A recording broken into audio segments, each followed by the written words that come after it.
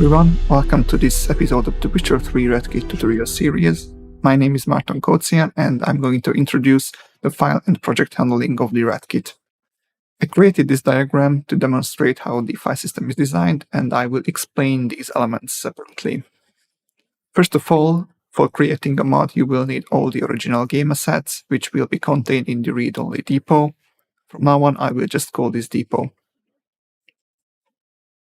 We wanted to manage the installation size of the product, so we decided to extract some of the assets from your Witcher 3 game installation. These will go into the Uncooked Depot directory, and we bundle the rest of the data with the REDkit itself. This will be in the R4 directory. So now the question is, how can you set up these two physical directories? When you first start REDkit, you will be prompted the first time setup dialog. In this, you need to set your game installation path and your desired Uncooked Depot directory. When you click Generate, it will start extracting the files, which will take a while, around 30 to 60 minutes depending on your hardware, but you only need to do this once. These files are all read-only, so you cannot modify them inside REDkit, and we suggest not to modify them outside of the REDkit either, because later this can cause issues. Moving to the other part of the file system, which is your own mod project. For this, you will need to set up a writable workspace. Now let's get back to the welcome dialog. When you finish generating your depot, you can just click Continue and you will be prompted the Create Project dialog. For your new project, you will need to set a name and a location. This location will be the physical directory of your writable workspace. You can have multiple projects on your system, but you are only allowed to work on one at a time.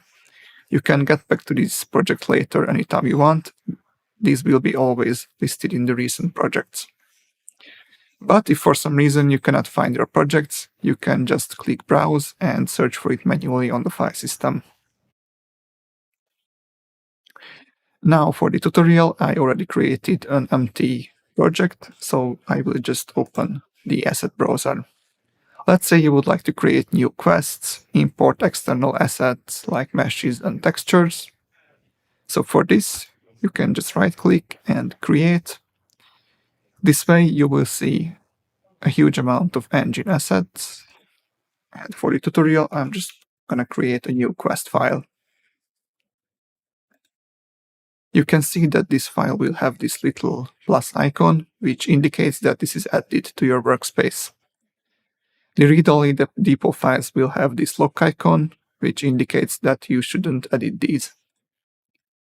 If I right-click and show in Explorer, the workspace directory will be opened and you can see that the tutorial quest is already created on the file system. For structuring your mods, you can also create new directories from the asset browser. I will just call this tutorial dir. And again, I'm just going to quickly create a quest. And if I go back to the Windows Explorer, I can see that the directory and the quest is also created.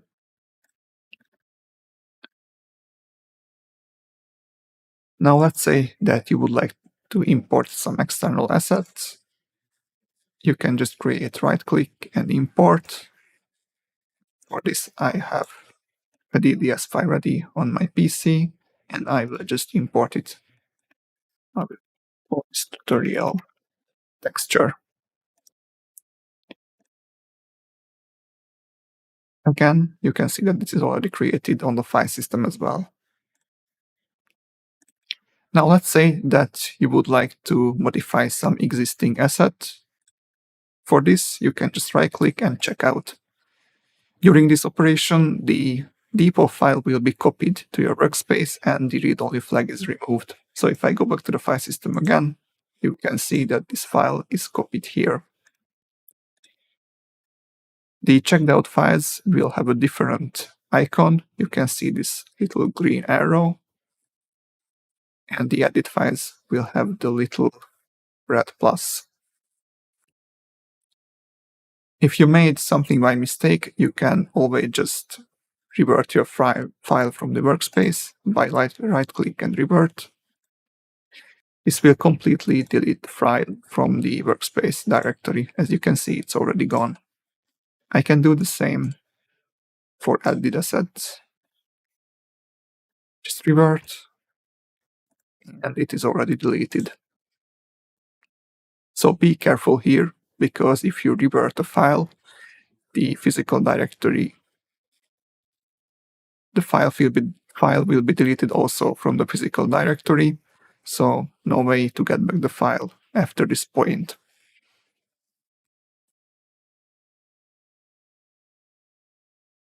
Now let's move on to some other file system operations. For example, copy-paste. You can copy any of the files in the asset browser and paste them as well. Let's paste this here. And as you can see, the file will have the plus icon, which means it is added to the workspace. And again, if I open the workspace, you can see the file is already created. You can also rename the workspace file. I right-click rename. I will just call this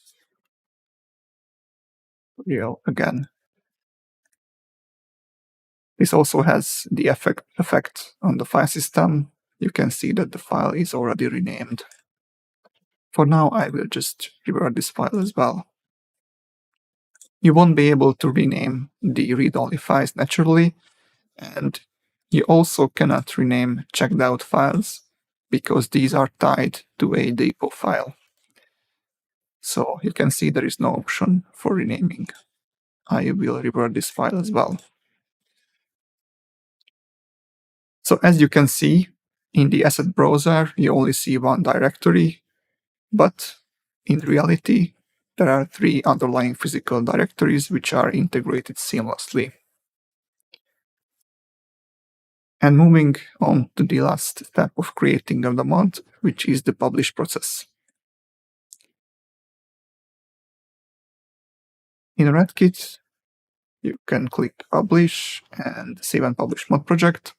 For this, you will need to set project name, version, some description, and a thumbnail. For now, I'm just going to quickly set some random thumbnail. So now I filled out all the necessary information for my mod project. I can just click next and start the cooking. This will again take a certain amount of time depending on your computer and also the complexity of your mod project. So now that the cooking is finished, I click next, and there are multiple options for extracting your mod. You can create a zip package, you can install directly to your game, and also you can publish to Steam Workshop. If I go back to the file system, you can see that there are a bunch of directories created next to the workspace. These will contain the cooked and packed mod, which is ready to be used with the game itself.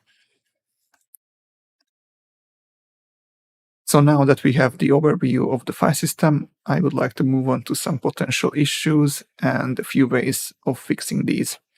So if your REDkit keeps crashing on startup, or when loading a file, or when playing on a level, these usually indicate asset corruption. There are 3 different options. There might be a corrupted asset in your uncooked depot, your R4 data directory, or in your workspace. First of all, for fixing your R4 data, you can use the storefront feature, which is verifying the integrity of your files. I can show this on Steam now. Under the installed files, you can see this button for verification. If you accidentally corrupted some file or deleted anything from the R4 data, this way it will be reacquired. If this didn't fix your issue, then you can always just redo the uncooking. For this, you can manually delete this directory and restart REDkit.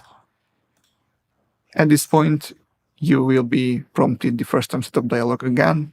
You need to set up the path and generate again. For your workspace, we suggest to use some type of version control system, for example, Git. So if any of your files gets corrupted, you can just roll back to an earlier version and continue your work. If you don't have these, you can create a new project and add the files one by one until you find the corrupted. So if none of the above managed to fix your REDkit, then you can always use the report a bug button, which will take you to a website where you can fill out some description and attach the editor-generated log files. So this was my introduction of the file and project handling. Thanks for watching this video. Make sure to watch all the other tutorials as well. And as always, have fun creating mods.